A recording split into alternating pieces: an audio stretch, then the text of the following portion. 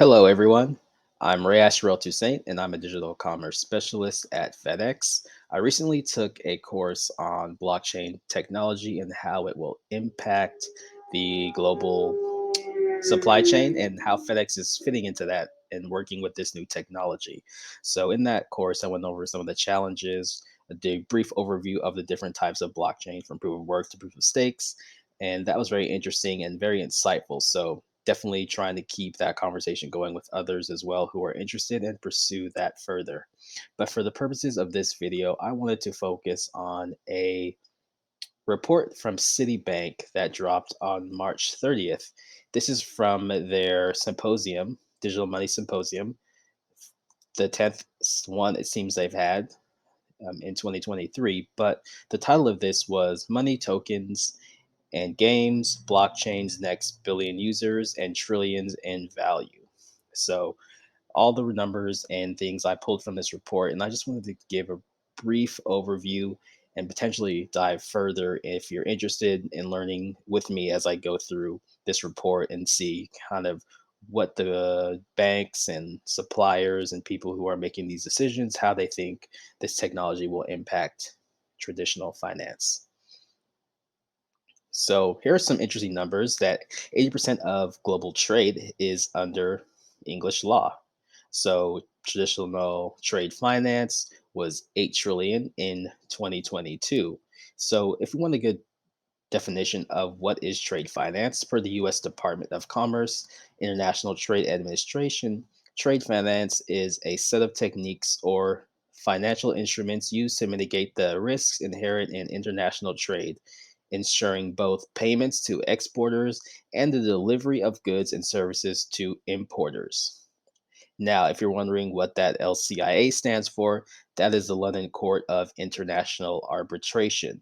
So, that is one of the world's leading international institutions for commercial dispute resolution.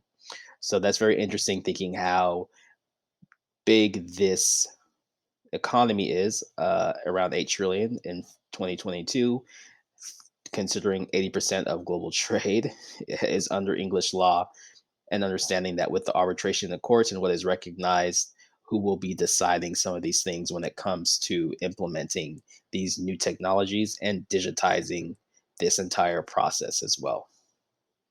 A brief overview from one of their figures from this report. Let's just take a look here and see the different players and documents involved in traditional end-to-end trade finance process. So, as you can see here, there is the letter of credit.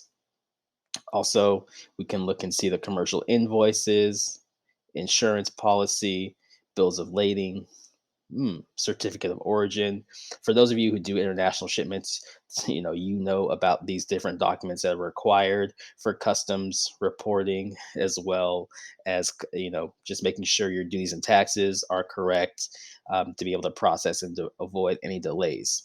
But if we see here, we can see there's a lot of different players involved, from the importer all the way to the corresponding bank, and through we can see the import customs, the shipper, the document courier, export customs. Looking to the left here, we can see the importer's bank, the exporter's bank, freight forwarder, insurer. So these documents are going to all different types of players in this long line of different hands that are making sure these shipments, financial documents, trade um, documents are making their way through customs as well. So I think these are some of the challenges that are faced in implementing blockchain into these, because, as we know, blockchain is in the digital realm, and with traditional finance, there seems to be a lot of players. So I think one of the things this report will go into and we'll talk about is how do we clean up this process and give transparency